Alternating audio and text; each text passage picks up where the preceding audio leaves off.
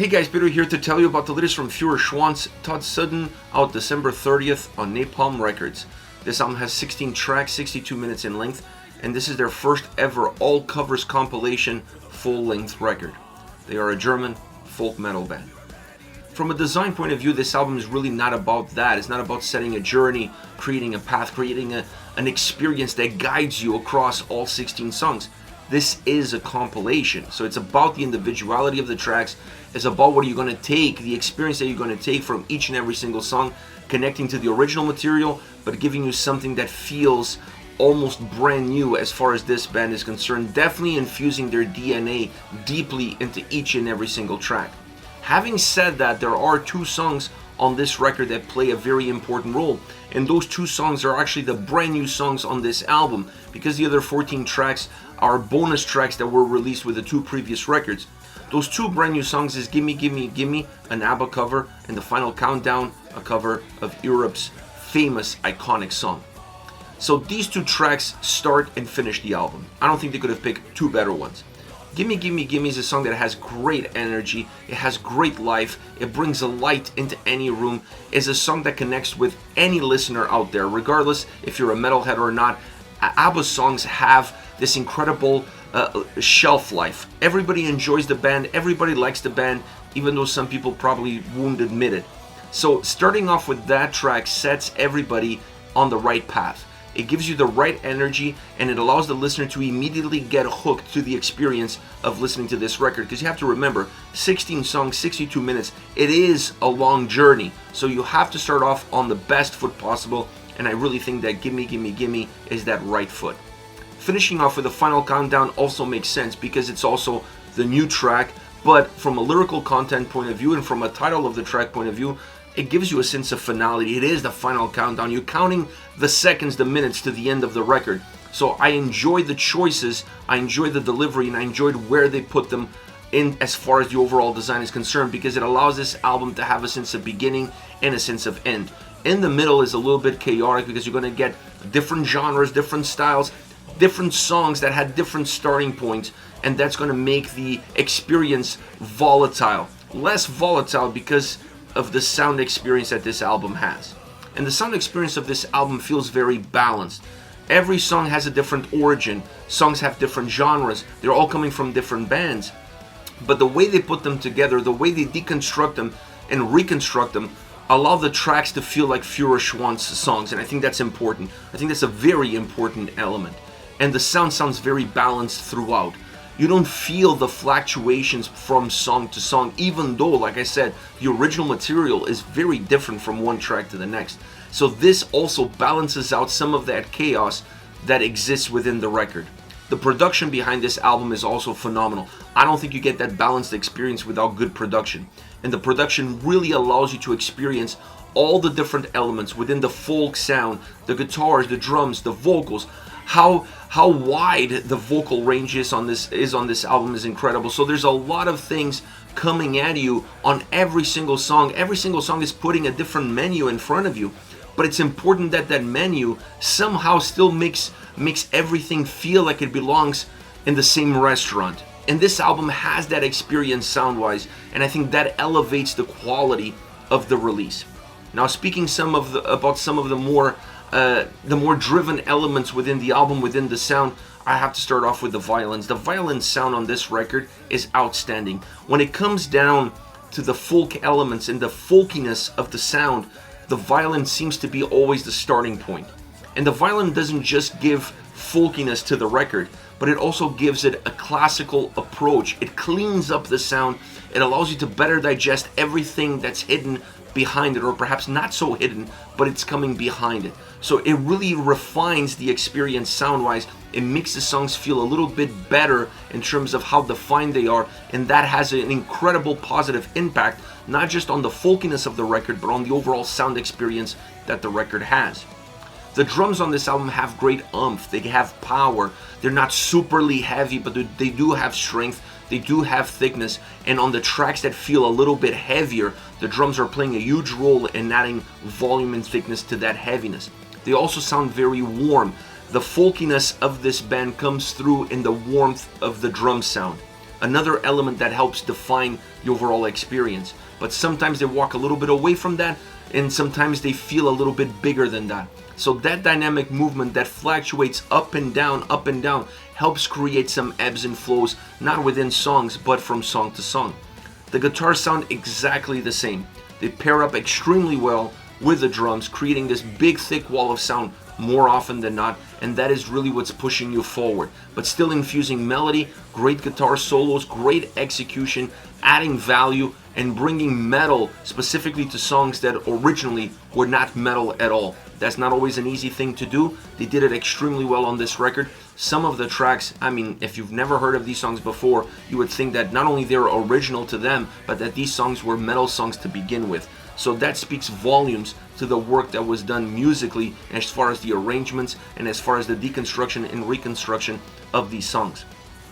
Vocally, the album is very spread.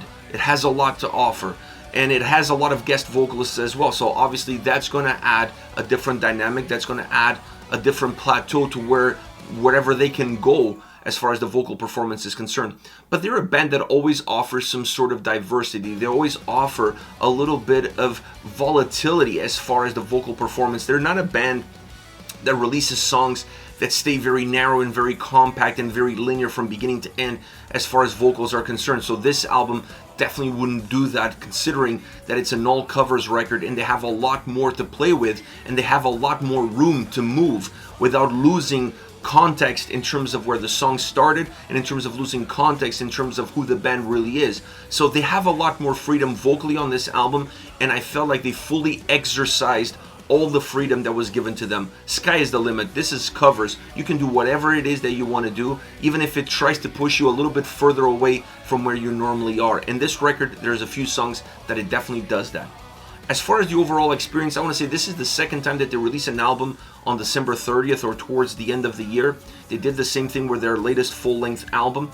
And, I'm shocked that an album this good, they're holding it until the end of the year. I mean, it's a nice little caveat. It does add a little bit of a marketing spin to it. And considering how successful the last release was, being that it was released so late in the year, why not do it again? Specifically when they had a lot of already of this material done beforehand.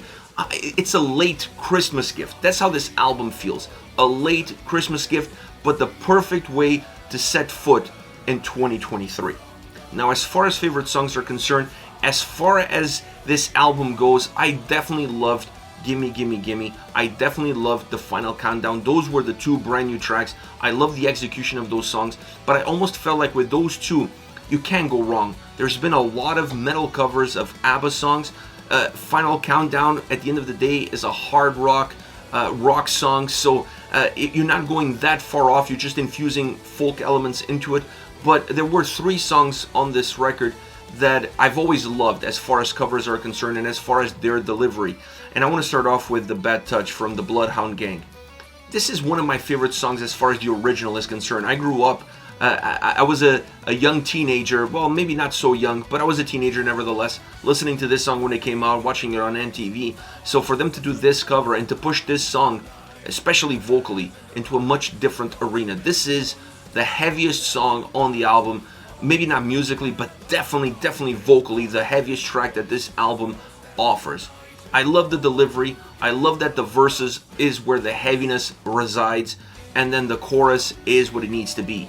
A little bit more poppy, a little bit more loose, cleaner vocals, feeling a lot hookier, a lot catchier. You almost forget that you're listening to The Bad Touch when you're going through the verses, but you're definitely reminded of it once you reach the chorus. Incredible cover, a lot of fun to listen to this song.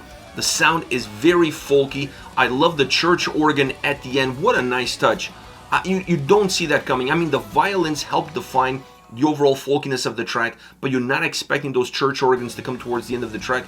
But it sets a different tone. It gives this song a few extra steps. It gives it more substance. It makes the song more mature, more complete. So I really enjoy that. But a great track, musically very close to where the band normally lies as far as their sound is concerned. Vocally, I felt like they went a little bit beyond what I was expecting, and they had took a little bit more liberties, but it works really well for a fun track like this. Next, Square Hammer. I'm a huge Ghost fan, so obviously this one is going to hit home. It wasn't one of my favorites right from the get-go, because this is definitely in my top 5 Ghost songs. And you always go back to how you remember the original to be, and when you listen to a song that breaks the mold of that original, and the original is really close to your heart, sometimes it's hard for you to accept those changes. And it took me a little bit of time to really appreciate this song, but I like it. I like the heaviness of the guitars. The guitars feel heavier than the original. The overall song has heavier moments than the original. I also felt like the folkiness of the track and the melody that comes with that folkiness hides some of that heaviness. It blends in some of that heaviness with the overall design of the song. But it's a great track that still connects with the original, while still sounding like something that they perhaps would have released on their own. Last but not least, my favorite cover on the album and my favorite cover of the song, Gott Mit Uns, a Sabaton cover. Don't mind me saying this, and I know I'm going to upset a few people, better than the original. This is way better than the original. Better vocally, better musically. Now I know I've upset people, but it is what it is. I love this one. I don't think I can listen to the original anymore. I think I'm just going to listen to this, because this track is outstanding. Musically, outstanding. The folkiness of this track, I never thought the folkiness of the song would actually work on a Sabaton song like this, but it does. It makes the song feel the way it should feel. It makes the song feel free. It makes the song feel a little bit more bouncy. And I know it sounds a little bit strange when you talk about Gott Mit Uns and you're talking about a Sabaton song, but this track makes you want to dance. Makes you not only you still want to headbang, but you want to dance as well. It's an incredible song in terms of how they constructed musically, bringing the original in and then infusing it with their folk sound, with all of their attributes, and creating a hybrid, but a hybrid that has so much energy, that has a life of its own. And then vocally, I felt like it was a little bit crisper, was a little bit cleaner. It had a little bit more of the right emphasis on the right words in terms of how you move the melody along and how you create the necessary ebbs and flows just with your delivery and just with the use of the words and how those words come across. So when you put those two things together, it's impossible to listen to this song and not sing along, but it's going to be very difficult to listen to the original and not think about this. Most of the cases when you listen to covers is the other way around. You listen to the cover, you think of the original, like it happened with me with Square Hammer.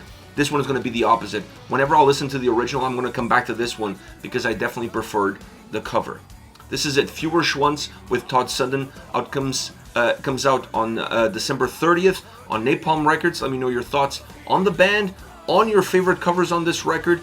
Is there any cover out there that you would like them to do? Mention it in the comment section. I'll see you all in the next video.